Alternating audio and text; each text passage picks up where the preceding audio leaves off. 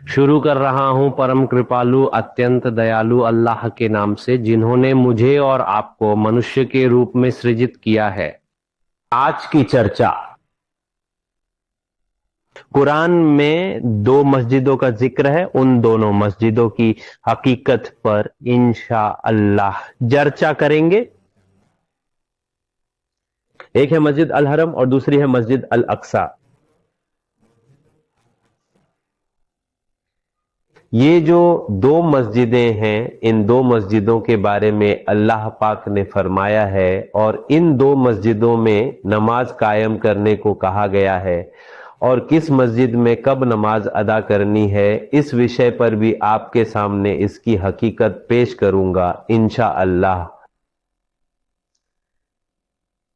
अल्लाह पाक की इतनी बड़ी विशाल दुनिया, उस दुनिया के अंदर सिर्फ दो मस्जिदों की बात कही गई है, लेकिन दुनिया में अब अगर देखा जाए मस्जिदों की कमी नहीं है। गांव गांव में एक दो मस्जिदें हैं, किसी गांव में 4-5 या उससे ज्यादा भी होंगी जो बड़े गांव हैं, लेकिन इन दो मस्जिदों की बात अल कुरान में क्यों आई? अगर आप इन दो मस्जिदों को देखना चाहते हैं तो उनमें से एक मस्जिद है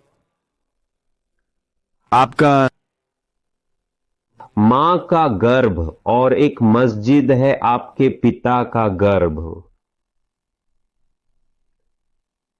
वास्तव में यदि अल्लाह की सच्ची नमाज अदा करनी है तो इस नर और नारी का जो शरीर है, जो उनका अस्तित्व है, उसी के भीतर ही वह नमाज सीमित रहती है।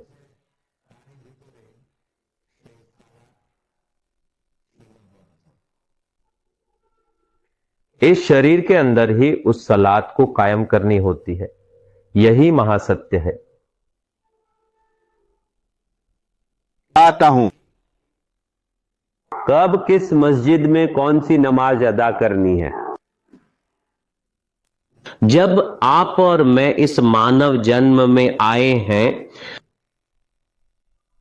उस मानव जन्म को प्राप्त करने के लिए सर्वप्रथम नमाज कायम की थी उसी मां के गर्भ में।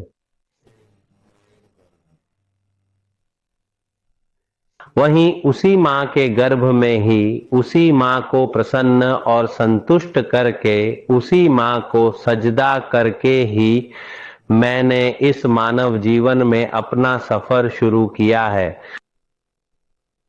मां ही मेरी पहली मस्जिद है। जिस मस्जिद में आकर मैंने अपना पूरा वजूद कायम किया है, यानी मां की जो मस्जिद है, उस मस्जिद में नमाज अदा करने से पुनर्जन्म होता है। अब आते हैं पिता की उस मस्जिद।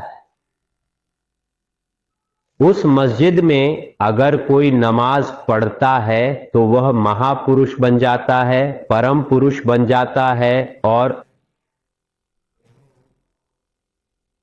इस मस्जिद में जो व्यक्ति सालात अदा करता है उसका भी एक नया जन्म होता है और उस जन्म को फिर कभी मृत्यु नहीं आती है।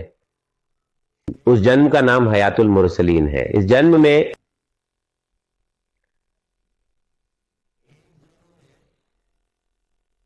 जाने के लिए, इस मस्जिद में नमाज पढ़ने के लिए हमें उसी पिता की जरूरत पड़ती है जिसे कुरान में आदम कहा गया है।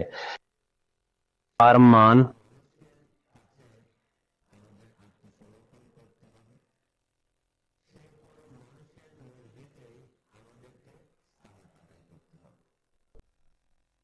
इसका मतलब ये नहीं कि आप उस पिता को सजदा करेंगे या उस पिता को जैसे हम नमाज पढ़ते हैं वैसा नहीं है। अर्थात आपके पिताजी आपको वह इंसान जो रास्ता देगा, वह रास्ता या वह तरीका या वह नमाज कायम करने का मूल विषय आपके अंदर ही है। वह आपके भीतर ही मौजूद है, परंतु उस पर नियंत्रण और उसे इस्तेमाल करने का तरीका या उसकी जानकारी आपको उस व्यक्ति से लेना होगा। वह आपके पिता होंगे। उस पिता से आपको उस नमाज को कायम करने और उस मस्जिद में प्रवेश करने का विषय जान लेना होगा।